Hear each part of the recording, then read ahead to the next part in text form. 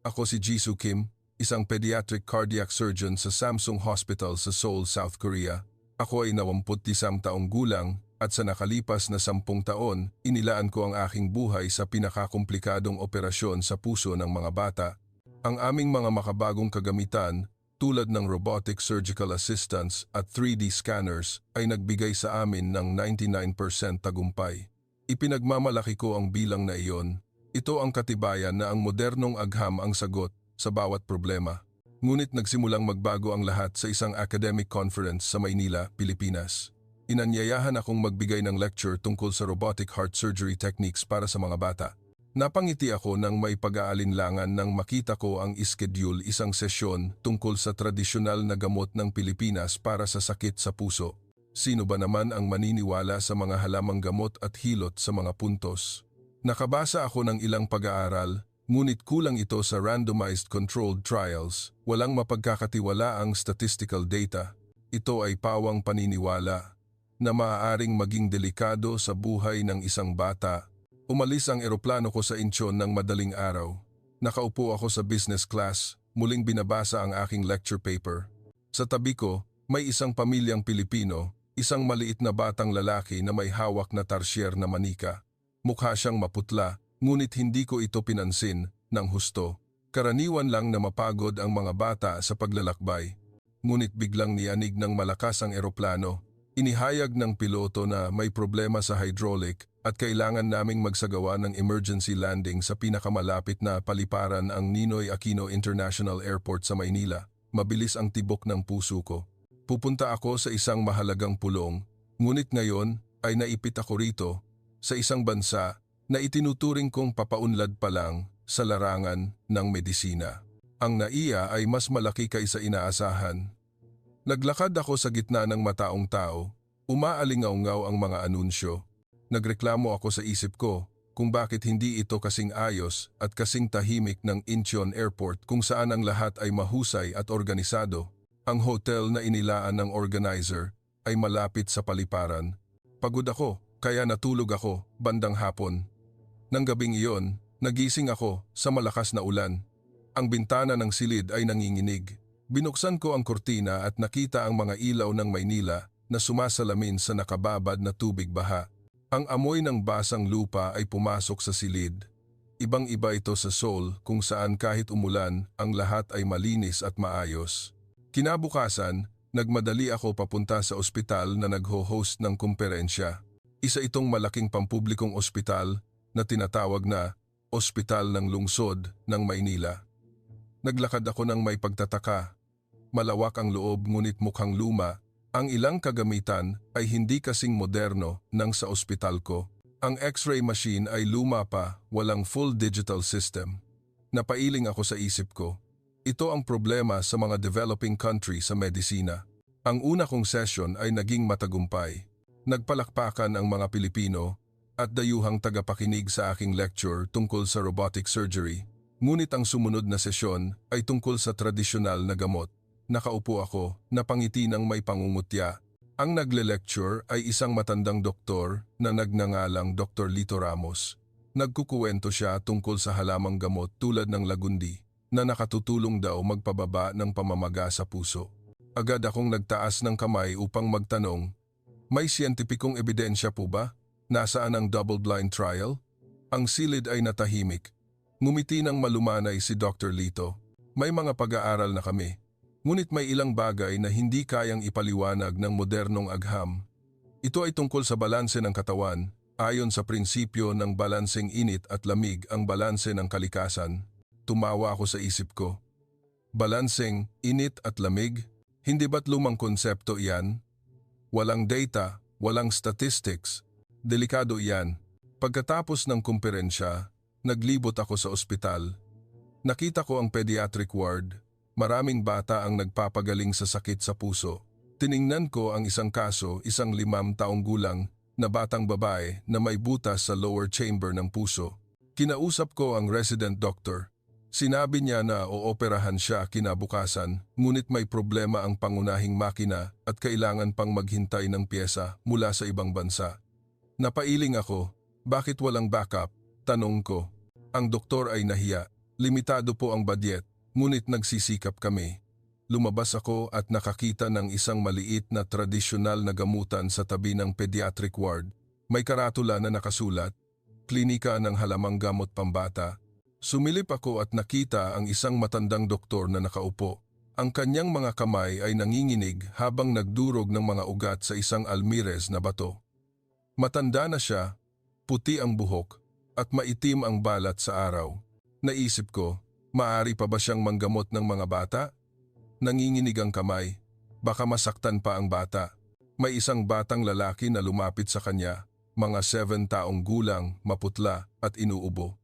Ang matandang doktor ay itinaas ang kamay at dinama ang pulso ng bata. Nanginginig ang kamay, ngunit malumanay ang pagdama. May ibinulong siya, kumuha ng tuyong dahon, dinurog, at hinaluan ng mainit na tubig. Uminom ang bata, ngumiti, at tumakbo upang maglaro. Napailing ako. Nababaliw na sila. Paanong makagagaling ng ubo ang dahon? Nang gabing iyon, bumalik ako sa hotel. Hindi pa rin tumitigil ang ulan. Binuksan ko ang laptop at sinuri ang aking email. May mensahe mula sa ospital sa Korea na nagtatanong tungkol sa kumperensya. Sumagot ako na maayos ang lahat, ngunit ang tradisyonal na gamot dito ay nakakatakot at baka magsulat ako ng artikulo upang magbigay babala.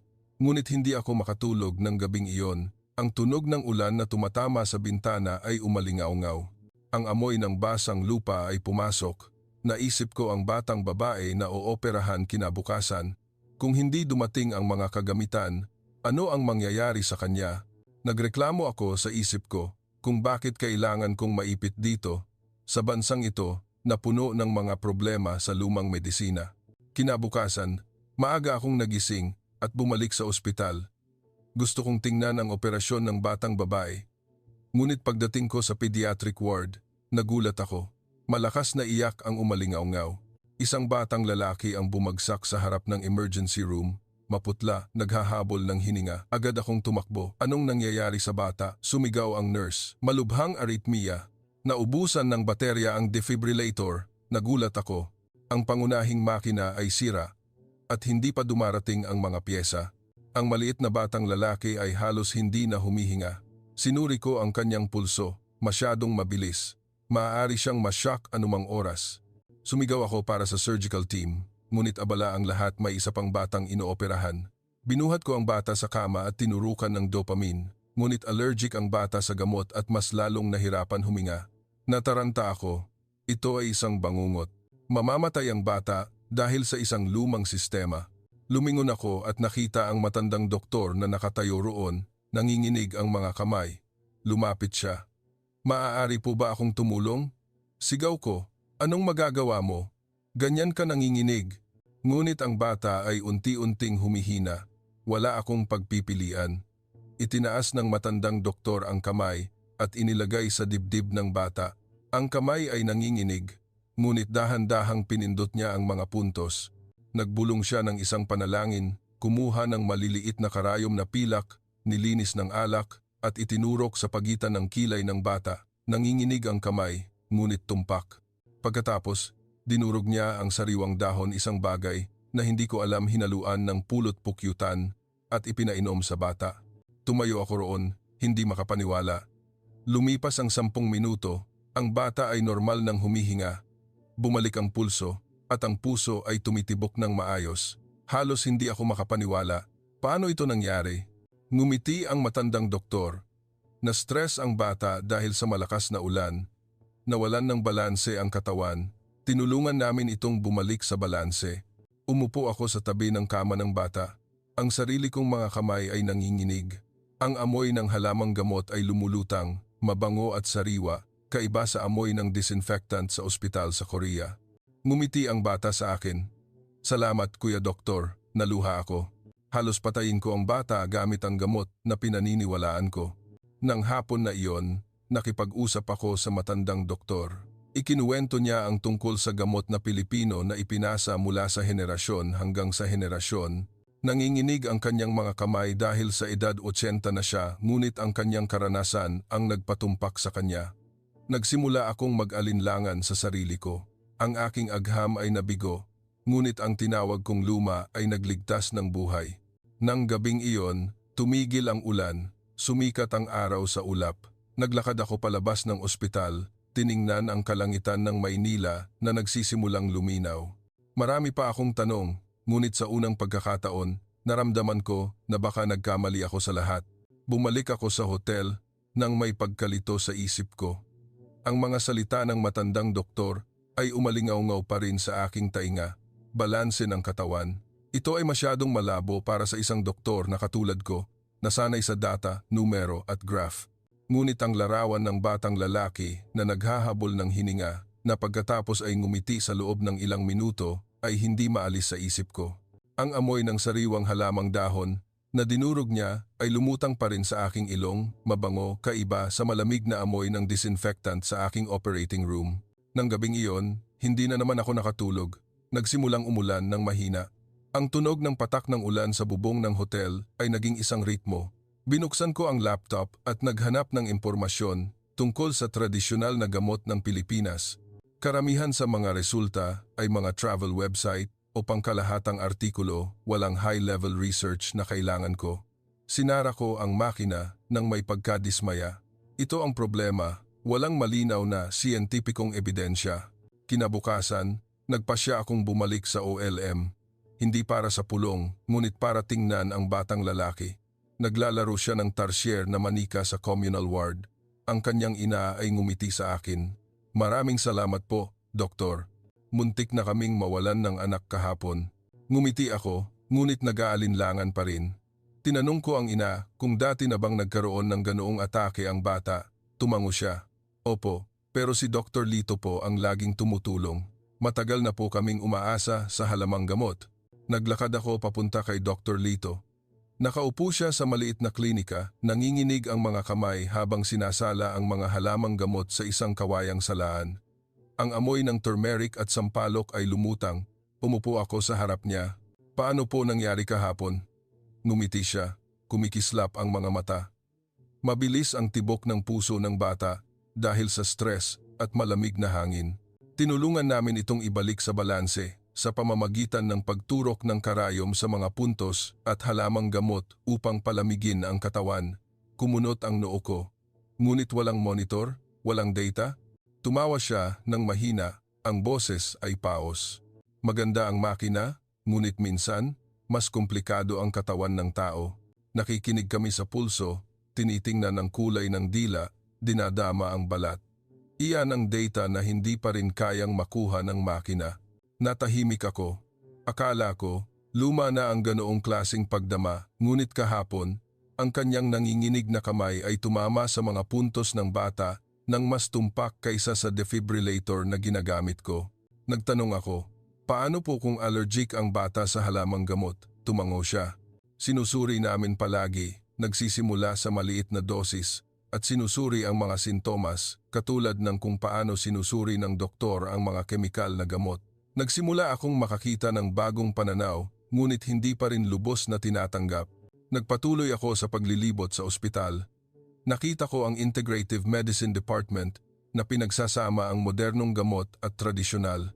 May maliit na herbal research lab, nakasuot ng lab gown ang mga researcher, nag-extract ng lagundi.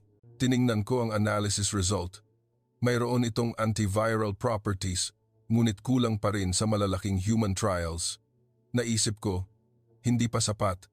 Nang hapon na iyon, sumali ako sa isang maliit na workshop na inorganisa ng ospital para sa mga delegado ng komperensya, isang demonstrasyon ng hilot para sa mga batang may sakit sa puso. Ang facilitator ay isang babaeng massagist, nasa katanghaliang gulang. Nagpakita siya sa isang manika ng bata. Ang pagmamasahe sa mga puntos ay nakatutulong sa pagdaloy ng dugo at nagpapababa ng presyon sa puso. Nagtaas ako ng kamay. May ebidensya po ba na talagang nakatutulong iyan? Ngumiti siya. Mayroon po kaming daan-daang case study. Gumagaling ang mga bata nang hindi na kailangan ng operasyon. Nag-aalinlangan pa rin ako, ngunit nang imbitahan niya ang isang volunteer, nagtaas ako ng kamay nang hindi ko namamalayan. Minasahin niya ng dahan-dahan ang aking balikat at likod. Mainit ang kamay niya, tumpak ang pagpindot ng mga daliri sa mga puntos. Agad akong nakaramdam ng pagka-relax. Ang stress mula kahapon ay nawala. Ang amoy ng virgin coconut oil ay lumutang.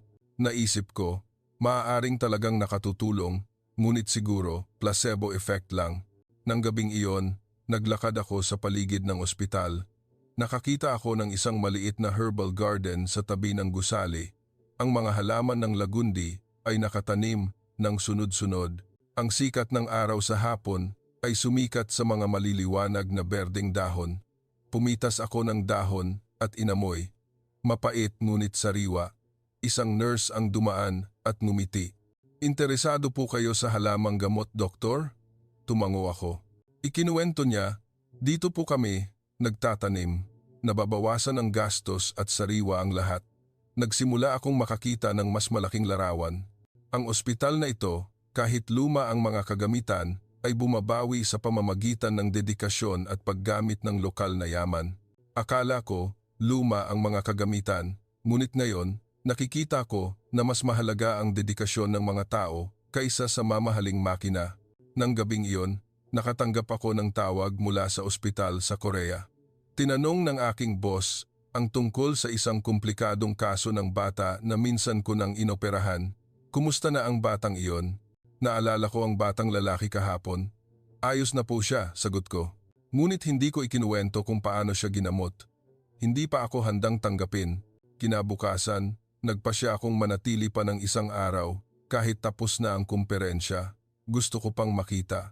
Sinundan ko si Dr. Lito sa isang community clinic sa labas ng ospital. Ito ay isang bahay na kahoy, nakataas, sa isang siksikang komunidad. Ang mga bata ay nagtatakbuhan sa paligid. Ang amoy ng nilutong bigas at inihaw na isda ay lumutang. Nag-check up ng libre si Dr. Lito sa mga bata. Ang kanyang mga kamay ay nanginginig, ngunit tumpak ang pagdama ng pulso. Nagbigay siya ng halamang gamot na pulbos na hinaluan ng pulot-pukyutan. Ngumiti ang mga bata habang tinatanggap ito.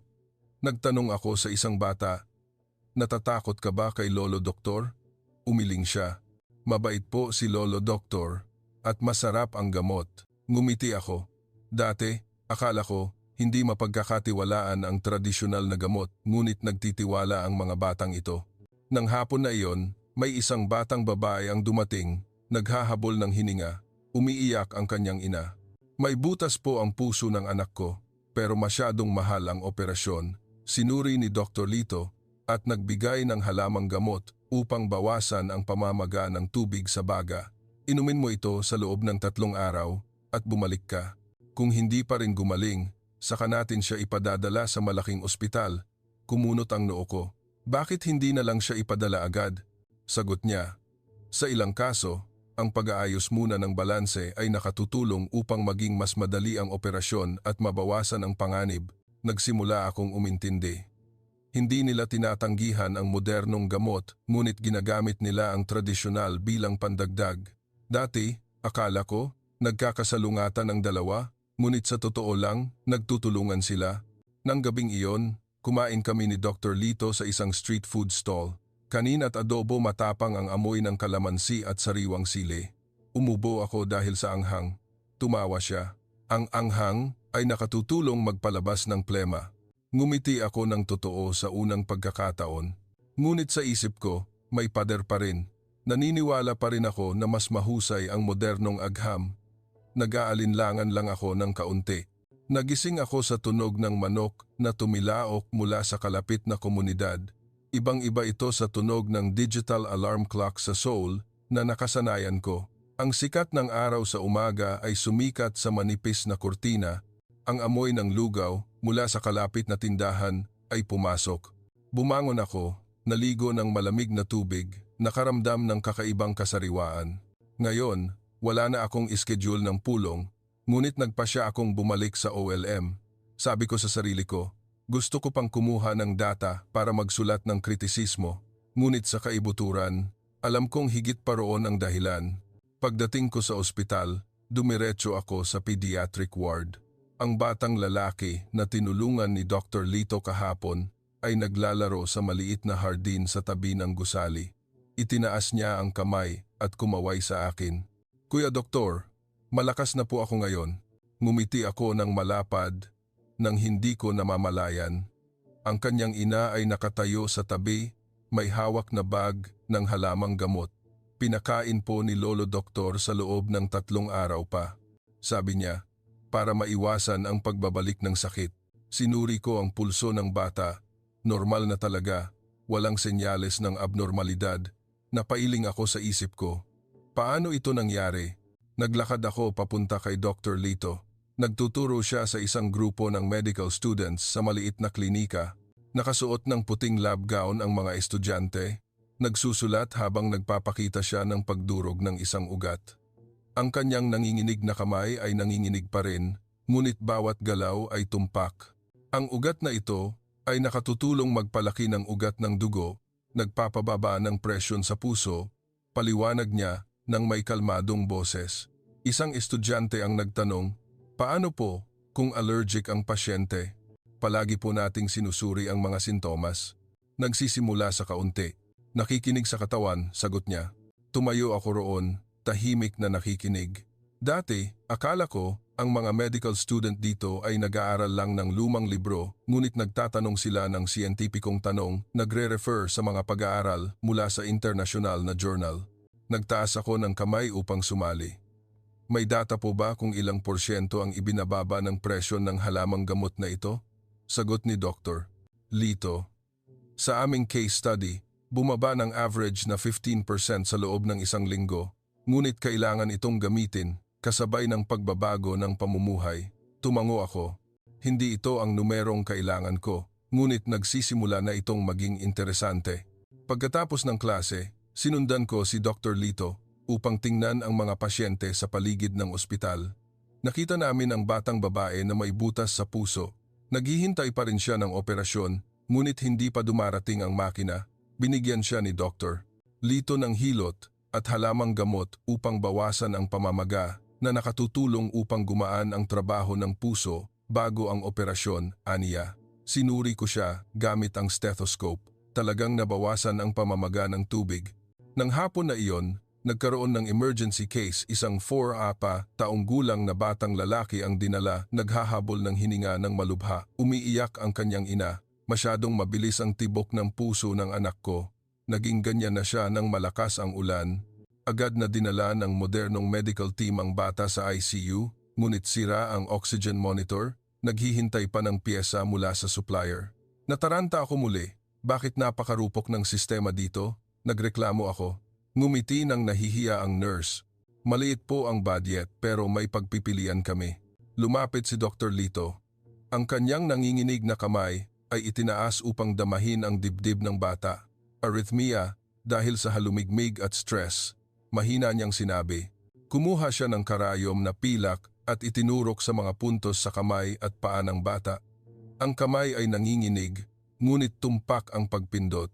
Pagkatapos, dinurog niya ang dahon ng buyo betel leaf na hinaluan ng luya at ipinainom sa bata ng maligamgam na tubig. Ang amoy ng anghang ng luya ay lumutang. Ang silid ay puno ng tunog ng paghahabol ng hininga ng bata. Tumayo ako roon, hindi kumukurap. Lumipas ang 5 minuto, bumagal ang paghinga ng bata. 10 minuto, naging normal ang pulso. Ang modernong medical team na nakatayo sa tabi ay nakanganga. Talagang nakatulong, bulong ko. Ngumiti si Dr. Lito. Hindi namin pinapalitan ang modernong gamot, ngunit tumutulong kami kapag kulang ito. Umupo ako sa tabi ng kama ng bata. Dinama ko ang kanyang noo. Lumamig na, naluha ako muli. Akala ko, ang lumang kagamitan ay isang pagkabigo. Ngunit ngayon, nakikita ko na ang lokal na kaalaman ay maaaring makabawi. Tinanong ko si Dr. Lito, saan po kayo natuto? Sumagot siya.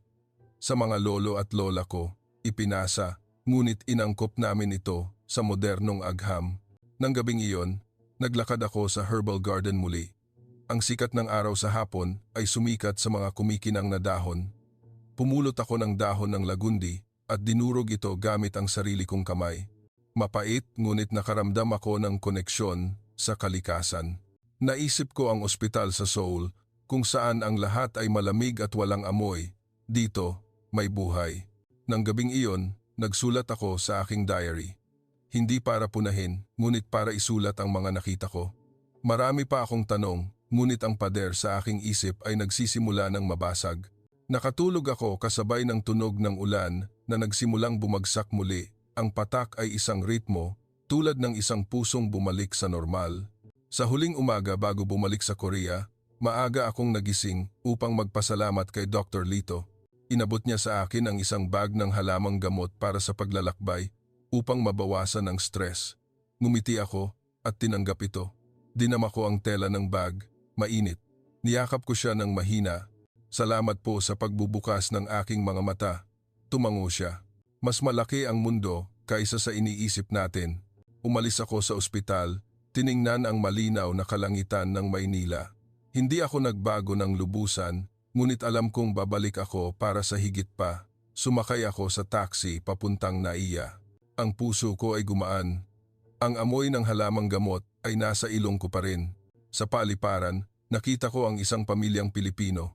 Ang batang lalaki na may hawak na tarsier na manika ay ngumiti sa akin. Ngumiti ako pabalik ng totoo sa pagkakataong ito. Sumakay ako sa eroplano, tumingin sa ibaba sa lupain ng Pilipinas na unti-unting lumiliit.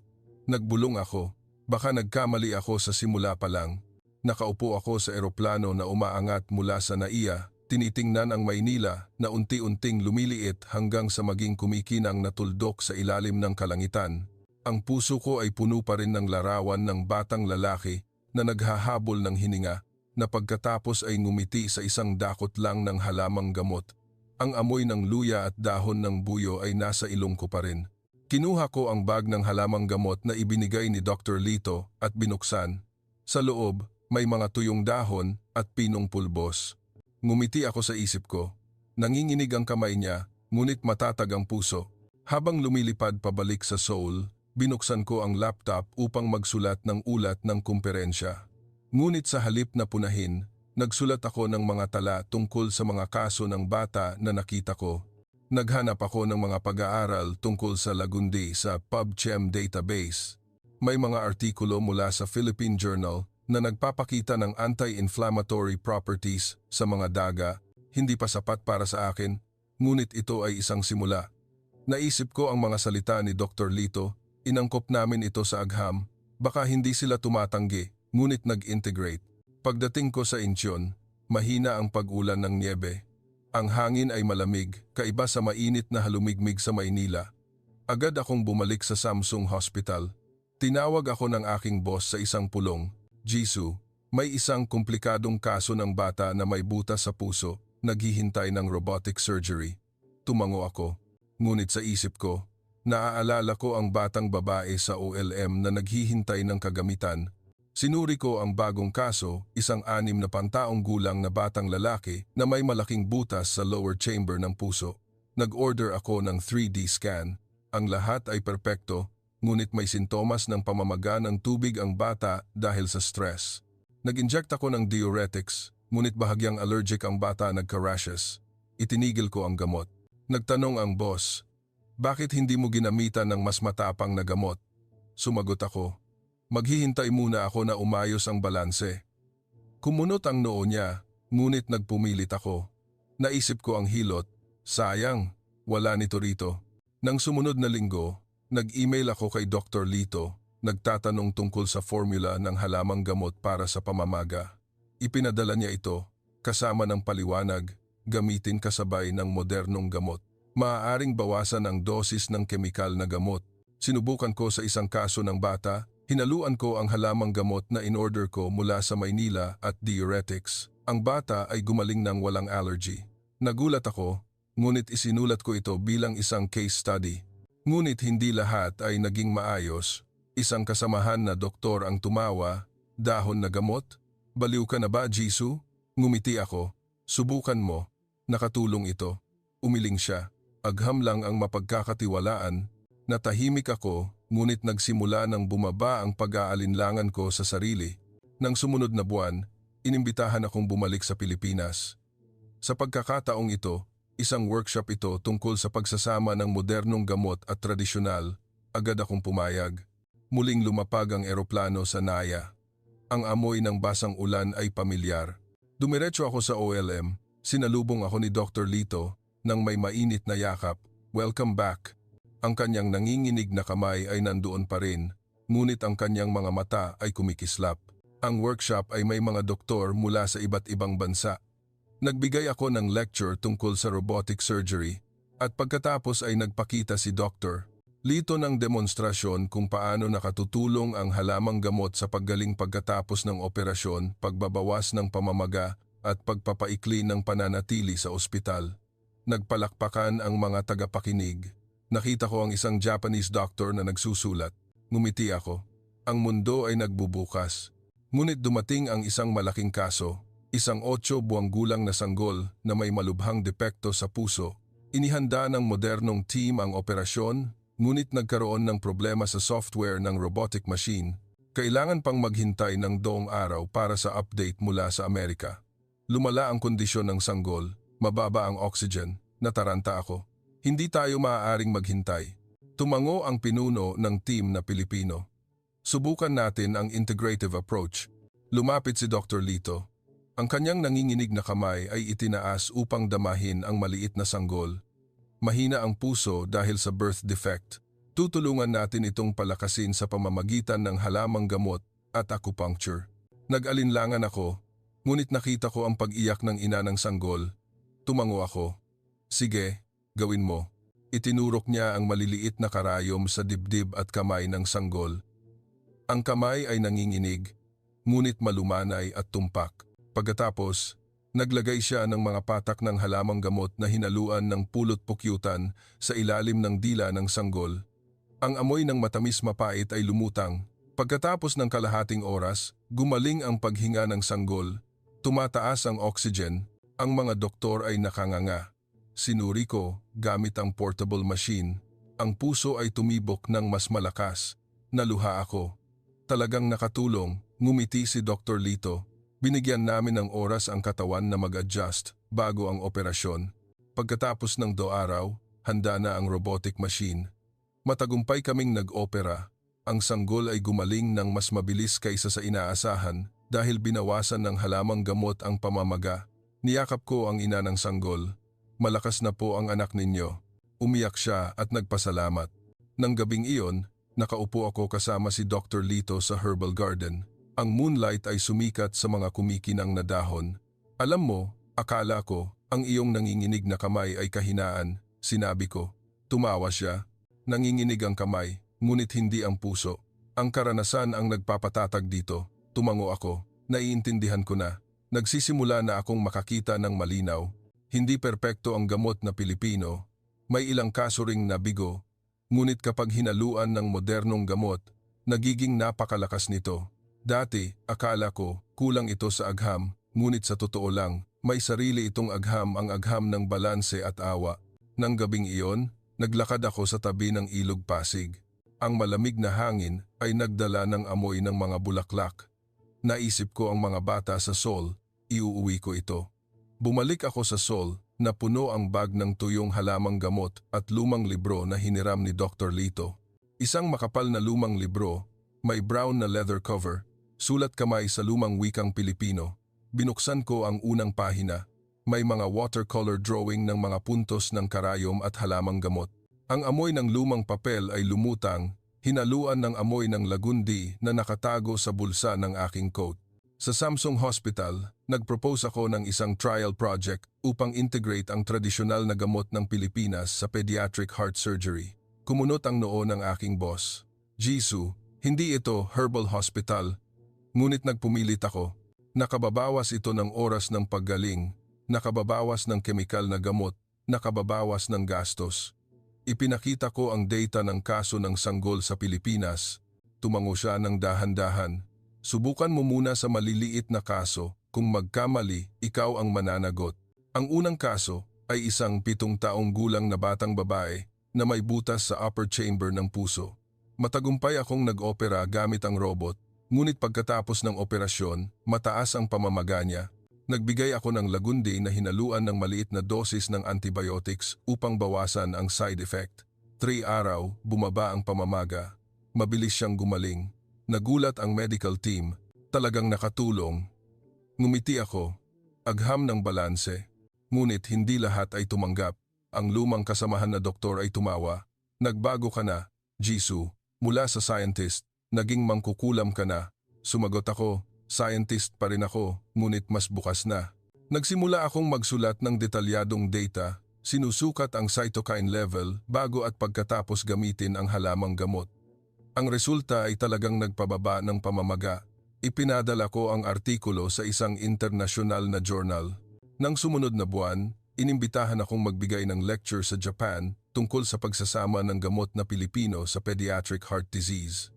Ang mga tagapakinig ay mga Asian doctor. Ikinuwento ko ang kaso ng sanggol, ang nanginginig na kamay ni Dr. Lito ay naging isang slide.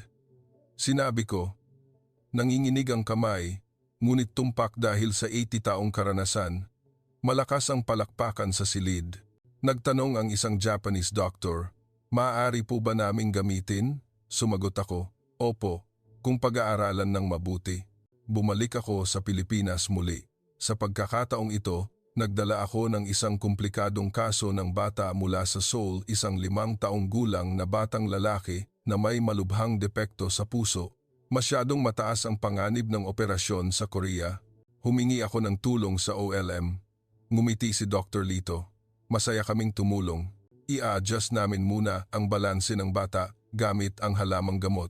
Tulinggo, lumakas ang puso ng bata. Matagumpay ang operasyon. Gumaling ang bata sa loob ng 1 linggo. Umiyak ang kanyang ina at niyakap ako. Salamat po sa pagdala sa aking anak dito. Nagsimula akong makakita ng mas malaking larawan. Ang mga ospital sa Pilipinas, kahit luma ang mga kagamitan, ay may matibay na sistema ng komunidad.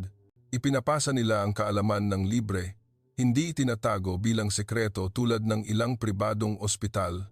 Dati, akala ko kulang sila sa budget, ngunit sa totoo lang, ito ay indigenous wisdom na matipid at sustainable. Ngunit dumating ang twist. Bumalik ang sintomas ng batang babae mula sa unang kaso sa Korea. Malubha ang pamamaga. Hindi tumugon ang kemikal na gamot. Agad akong lumipad pabalik sa Seoul. Tumawag ang boss. Jisoo, dali. Nag-shock ang bata. Nataranta ako. Na-delay ang eroplano dahil sa bagyo. Hawak ko ang bag ng halamang gamot. Ang sarili kong kamay ay nanginginig. Pagdating ko sa ospital, ang bata ay nasa ICU, maputla, mababa ang oxygen, sinuri ko ang puso. Pamamaga dahil sa virus. Masyadong matapang ang gamot. Nagpasya akong gamitin ang halamang gamot na Pilipino sa buong dosis, hinaluan ng saline at in-inject sa intravenous. Nagprotesta ang medical team. Panganib, ngunit nagpumilit ako. Nakatulong na ito dati. Ang unang oras, walang pagbabago. Ang pangalawang oras, tumaas ang oxygen. Ang pangatlong oras, nagising ang bata at ngumiti sa akin. Kuya Doktor, gumaling na ako. Umiyak ako at niyakap siya. Tumango ang boss. Tama ka, kumalat ang balita. Ang Korean Medical Journal ay nag-publish ng aking kaso, Thai Herbal Integration in Pediatric Cardiology.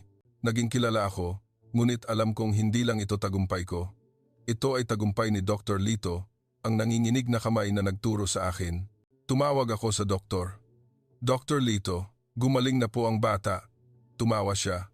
Mabuti. Bumalik na ang balanse. Nagtanong ako, ano po ang susunod kong gagawin? Sumagot siya, ituro mo sa iba. Ipagpatuloy mo. Nagsimula akong magbigay ng training sa mga doktor sa Seoul.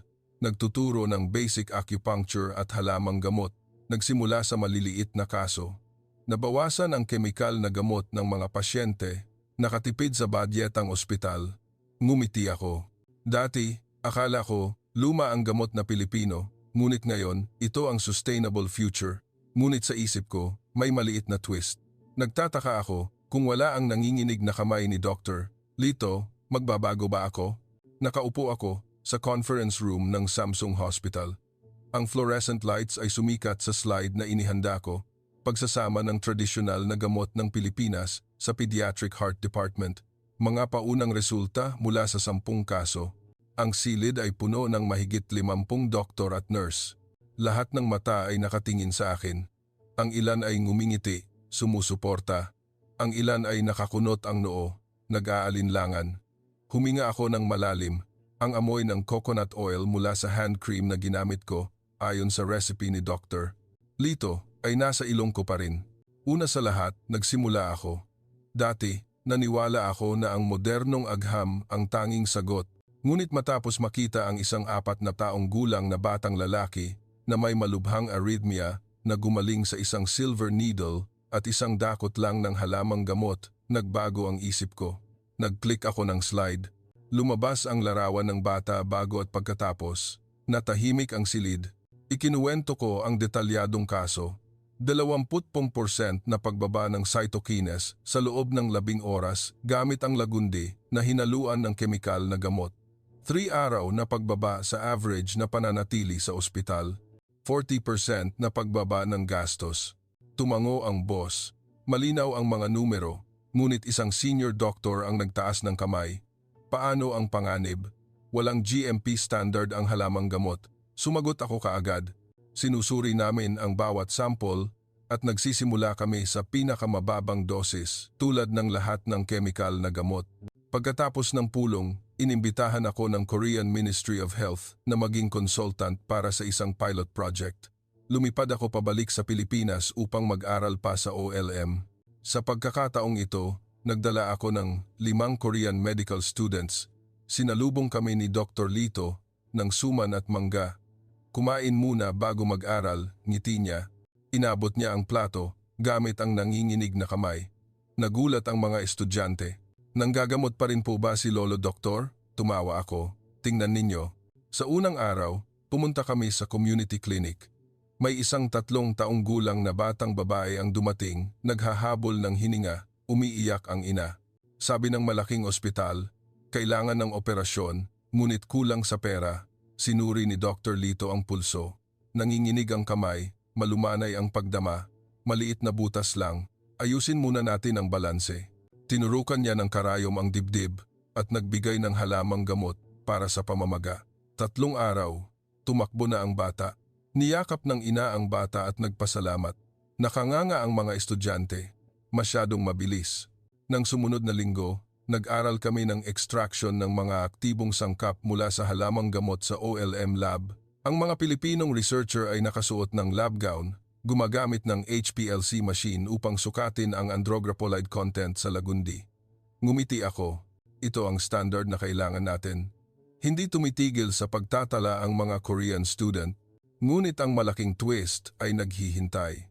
Ang batang lalaki mula sa unang kaso sa Seoul na ginamot ko gamit ang integrative method ay lumubha muli. Sa pagkakataong ito, acute heart failure. Umiiyak na tumawag ang ina. Doctor, Jisoo, hindi na makahinga ang anak ko. Agad akong lumipad pabalik, ngunit na-delay ang eroplano dahil sa blizzard. Hawak ko ang telepono, nanginginig ang sarili kong kamay. Tumawag ako kay Dr. Lito. Heart failure po ang bata. Malayo ako. Tinanong niya ang mga detalyadong sintomas at sinabi sa akin na maglagay ng luya na hinaluan ng luyang dilaw curcuma zedoaria sa ilalim ng dila bawat kalahating oras at dahan-dahang imasahe ang heart points. Inutusan ko ang team sa Seoul na sundin ang video call. Ipinakita ang maputlang mukha ng bata. Nagprotesta ang mga doktor. Hindi ito standard na paraan. Ngunit nagpumilit ako. Gawin ninyo ngayon. Kalahating oras, tumaas ang oxygen. Ang pangalawang oras, bumalik sa normal ang tibok ng puso. Nagising ang bata at ngumiti. Kuya Doktor, nanaginip ako na nakakita ako ng elepante. Umiyak ako sa banyo ng paliparan. Pagdating ko sa Seoul, nakaupo na ang bata. Niyakap ako ng ina. Ang paraan ng Pilipino ang nagligtas sa aking anak. Niyakap ko siya pabalik. Hindi ito Pilipino o Koreano. Ito ay tao. Kumalat ang balita. Inaprubahan ng ministry ang expansion project. Nagbukas ako ng Integrated Pediatric Heart Center, Pilipinas, Korea sa Seoul. Lumipad si Dr. Lito upang dumalo sa pagbubukas. Ang kanyang nanginginig na kamay ang gumupit sa ribbon. Nagtanong ang mga reporter, nakakagamot pa rin po ba ang nanginginig na kamay ni Lolo Doktor?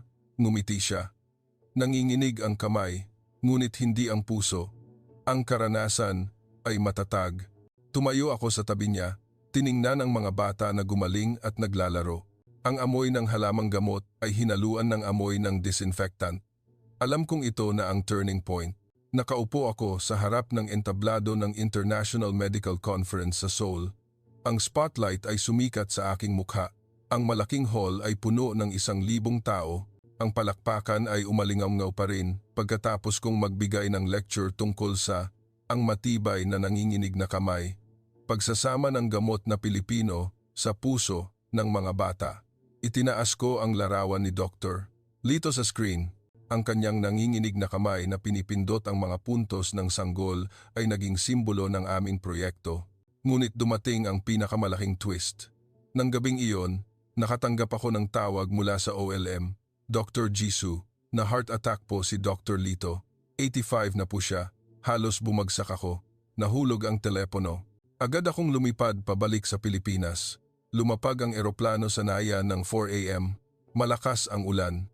Ang amoy ng basang lupa ay pamilyar, ngunit ngayon, mapait. Tumakbo ako papuntang ICU ng OLM. Si Dr. Lito ay nakahiga, maputla, mahina ang pag-akyat baba ng dibdib. Ang kanyang nanginginig na kamay ay nanginginig ng mas malakas kaysa dati. Ang modernong medical team ay nakapalibot. Ang ventilator ay humihinga ng malakas. Sinuri ko ang puso. Heart failure dahil sa katandaan. Bumuntong hininga ang team leader. Ang kaya lang namin ay life support. Umupo ako sa tabi ng kama. Hinawakan ko ang kanyang nanginginig na kamay. Lolo Doktor, marami pa po akong tanong. Mahina siyang dumilat. Jisoo, makinig ka sa katawan. Balanse. Naluha ako. Nagpasya akong mag-take ng panganib. Kinuha ko ang silver needle mula sa aking bulsa. Dahan-dahan kong itinurok sa kanyang kamay at dibdib. Ang sarili kong kamay ay nanginginig din. Pagkatapos, dinurog ko ang luyang dilaw at luya at inilagay sa ilalim ng kanyang dila. Nagprotesta ang mga doktor. Dr. Jisoo, hindi ito standard, ngunit nagpumilit ako. Ito ang itinuro niya sa akin. Kalahating oras, lumakas ang tibok ng puso niya. Ang pangalawang oras, ngumiti siya ng mahina. Mabuti. Bumalik na ang balanse. Pumikit siya, ngunit kalmado sa pagkakataong ito.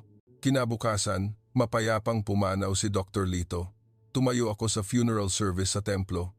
Ang sikat ng kandila ay sumikat sa mukha ng daan-daang tao. Ang mga bata na minsan niyang ginamot ay tumayo roon, umiiyak.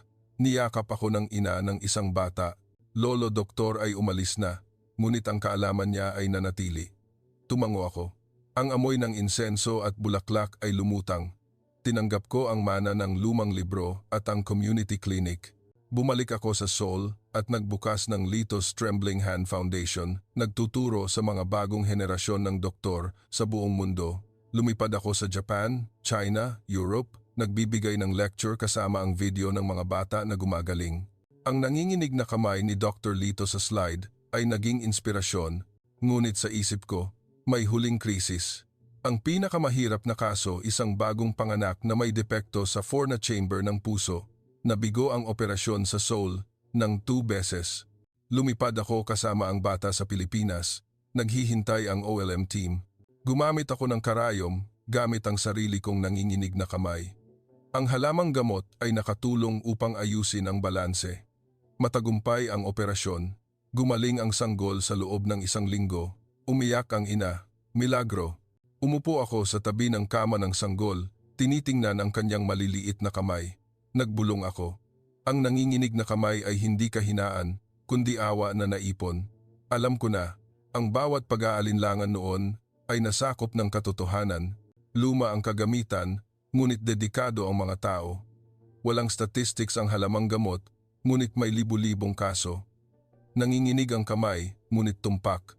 Nagsulat ako ng libro, The Strong Trembling Hand, na inilathala sa buong mundo. Bumabalik ako sa Pilipinas taon-taon, nagtuturo sa dating community clinic. Tinatawag ako ng mga bata na Lolo Dr. Jisoo. Ngumiti ako. Ang aking kamay ay nagsisimula na ring manginig dahil sa edad, ngunit matatag ang puso ko. Nakaupo ako sa harap ng bagong hybrid operating room sa Samsung Hospital. Ang transparent na salamin ay sumasalamin sa asul na LED lights. Ang robotic Da Vinci surgical machine ay nakatayo ng maringal sa tabi ng marble mortar at stainless steel herbal steamer. Ang amoy ng turmeric na hinaluan ng mahinang amoy ng disinfectant ay lumutang. Ngayon ang unang araw ng Integrated Pediatric Heart Center kung saan ako ang direktor. Isang 4 taong gulang na batang babae mula sa isang mahirap na komunidad sa Busan ang dinala. Malaki ang butas sa lower chamber ng puso at may pulmonary edema. Mahigpit na hinawakan ng kanyang ina ang kamay ko. Doktor, pumunta na kami sa ibang ospital pero masyadong matagal ang pila, muntik nang mamatay ang anak ko. Tumango ako. Ngayon, hindi tayo maghihintay. Ang integrated team 3 Korean doctors at 2 Pilipinong herbalists. Nag-order ako ng balance adjustment bago ang operasyon. 44 oras. Naglagay kami ng lagundi na hinaluan ng luyang dilaw sa intravenous habang dahan-dahang minamasahe ang heart points gamit ang mainit na coconut oil. Gumaan ang paghinga ng bata sa loob ng 6 na oras. Ang baga ay ganap na tuyo. Nagsimula ang operasyon. Tumpak na tinahi ng robot ang butas.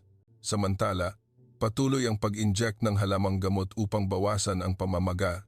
45 minuto, tapos, nagising ang bata sa loob ng 2 oras. Ngumiti siya ng malapad. Hindi na ako masakit, Kuya Doktor. Umiyak ang ina at niyakap ako. Nagpalakpakan ang team. Ang live camera ay nag-broadcast sa International Conference Room. Ngunit ang tunay na epiphany ay nangyari ng gabi. Nakaupo ako sa tabi ng kama ng bata. Ang kanyang maliliit na kamay ay humawak sa aking kamay. Mainit po ang kamay ninyo, Kuya Doktor. Naluha ako. Naalala ko ang nanginginig na kamay ni Dr. Lito. Mainit dahil sa awa, hindi sa makina. Nagbulong ako. Nang gabing iyon, nagsulat ako ng liham sa lahat ng mga bata na minsan kong ginamot. Hindi kailangan ng mundo ang mamahaling makina, ngunit kailangan nito ng bukas na puso, isang kamay na nanginginig ngunit hindi sumusuko sa sakit ng iba. Ipinadala ko ito sa mga medical school sa buong mundo. 3 buwan pagkatapos, ang aming center ay nakagamot ng 10 bata, nabawasan ang reoperation rate ng 70%, nabawasan ang gastos ng pamilya ng 60%. Nakatanggap ako ng International Award, Innovator in Pediatric Cardiology, ngunit umakyat ako sa entablado. Nang walang dala, itinaas ang larawan ni Dr. Lito. Ang gantimpala na ito ay hindi sa akin, kundi sa nanginginig na kamay na nagturo sa akin na ang kaalaman ay hindi lamang nasa lab, kundi nasa puso ng isang taong handang matuto.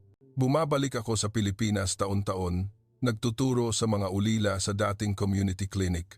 Ang unang batang lalaki na tinulungan ni Dr. Lito ay 10 taong gulang na ngayon, isang medical student. Ako na po ang susunod na lolo doktor, ngiti niya. Niyakap ko siya. Manginginig din ang kamay mo, ngunit dapat matatag ang puso mo. Ikinasal ako sa isang Pilipinang nurse na tumulong sa akin sa OLM. Mayroon kaming anak na lalaki, pinangalanan namin siyang Bunso, pinagsamang pangalan. Bawat umaga, nagpapakulo ako ng halamang gamot para sa kanya. Ngumiti ang anak ko. Masarap, parang candy. Tumawa ako. Ito ang gamot ng balanse. Ngayon, nakatayo ako sa TED stage sa Maynila. Ang topic, The Trembling Hand That Heals. Itinaas ko ang sarili kong nanginginig na kamay. Ito ang kamay na minsang nagmaliit sa nanginginig na kamay. Ngunit ngayon, nanginginig ito dahil sa excitement na ipasa ang pag-asa. Nag-standing ovation ang silid. Tinapos ko sa isang pangungusap. Ang milagro ay wala sa mga makabagong makina, kundi nasa kamay na handang manginig para sa iba, at puso na handang magbukas upang matuto mula sa bawat sulok ng mundo. Bumaba ako sa entablado. Nanginginig ang kamay, ngunit matatag ang hakbang. Pinuntahan ko ang anak ko na naghihintay sa harap ng entablado. Itinaas niya ang kanyang maliliit na kamay. Tatay, manginginig din po ba ang kamay ko tulad ninyo? Niyakap ko siya. Oo. Ngunit gagawin natin itong matibay sa pamamagitan ng awa. Nakaupo ako sa rooftop ng Samsung Hospital noong gabi. Ang mga ilaw ng Seoul ay kumikinang, sumasalamin sa ibabaw ng Han River. Ang malamig na hangin ay humihip. Itinaas ko ang kamay ko. Ang kamay na minsang matatag sa robotic surgery ay nanginginig ng mahina, kasabay ng mabilis na tibok ng aking puso dahil sa excitement. Nagbulong ako sa sarili ko. Ang nanginginig na kamay ay hindi katapusan, kundi simula ng tunay na pagkatuto. 3 taon na ang nakalipas. Nagsulat ako ng huling kabanata ng libro, The Strong Trembling Hand. Nagsulat ako, dati, Naniwala ako na ang kaalaman ay nasa lab at database lang. Ngunit itinuro sa akin ni Dr. Lito na ang tunay na kaalaman ay nasa pakikinig sa katawan ng tao, sa pagdama na puno ng awa. Sinara ko ang laptop. Naglakad ako papunta sa Integrated Center. Maliwanag pa ang silid. May isang batang babae na kagagaling lang sa operasyon. Nakaupo siya, kumakain ng lugaw na hinaluan ng halamang gamot. Ngumiti sa akin. Kuya Doktor, nanginginig po ang kamay ninyo, tulad ni Lolo Doktor. Itinaas ko ang kamay ko. Hinawakan niya ito. Oo, pero gagamitin ko ito upang tulungan kang gumaling ng mabilis. Kinabukasan, lumipad ako pabalik sa Pilipinas. Lumapag ang eroplano sa NAIA. Mahina ang ulan. Dumiretso ako sa dating community clinic. Nagtakbuhan ang mga bata upang salubungin ako. Lolo Dr. Jisoo, nandito na. Tumawa ako. Umupo ako sa tabi ng tumpok ng halamang gamot. Nanginginig ang kamay. Dinurog ko ang lagundi para sa isang bata na may lagnat. Ang asawa ko ay nakatayo, nakangiti ng malumanay. Malaki ang pinagbago mo. Sumagot ako. Hindi ako ang nagbago, kundi ang mundo na nakikita ko. Nang gabing iyon, nagdaos kami ng isang maliit na party sa clinic. Ang mga bata ay kumanta sa paligid ng bonfire. Ang amoy ng inihaw na isda ay lumutang. Ang anak ko ay naglaro kasama ng mga ulila. Umupo ako, ngumiti sa isip ko. Ito ang universal truth na natagpuan ko. Ang lakas ay hindi nasusukat sa katatagan ng kamay o sa presyo ng makina, kundi sa bilang ng mga puso na magkakaugnay. Kinuha ko ang panulat. Nagsulat ako ng liham sa lahat ng mga bata sa foundation. Hayaan mong manginig ang iyong kamay dahil ito ang senyales na mayroon ka pa ring awa. At ang awa na iyon ay magdadala sa iyo ng mas malayo kaysa sa anumang agham. Nang sumunod na taon, nag-retire ako sa Samsung Hospital, ngunit lumipad pa rin ako sa pagitan ng Seoul at Maynila, nagtuturo at nanggagamot. Nagbukas ako ng libreng community medical school. Ang unang ulila na tinuruan ko ay isang ganap ng doktor. Ipagpapatuloy ko po ang pagtuturo, Lolo Doktor, ngiti niya. Nagsisimula na ring manginig ang kamay niya. Sa huling araw ng kwento, nakatayo ako sa NAIA, tinitingnan ang eroplano na magdadala sa akin pabalik sa Seoul. Itinaas ko ang kamay ko, kumaway sa lupain ng Pilipinas. Nanginginig ang kamay, ngunit matatag ang hakbang. Nagbulong ako. Pumunta ako rito ng may pagmamaliit, ngunit umuwi akong may paggalang. Hindi lang ako tinuruan ng medisina ng Pilipinas, kundi tinuruan akong maging tao. Sumakay ako sa eroplano, nakaupo sa tabi ng bintana, tinitingnan ang Maynila na unti-unting lumiliit. Ngumiti ako. Anong kabaliwan ba talaga ang nangyayari? Ngunit ngayon, alam ko na. Ito ay milagro. Pumikit ako, natulog ng may ngiti. Ang nanginginig na kamay ay nakalagay sa dibdib. Kalmado ang puso.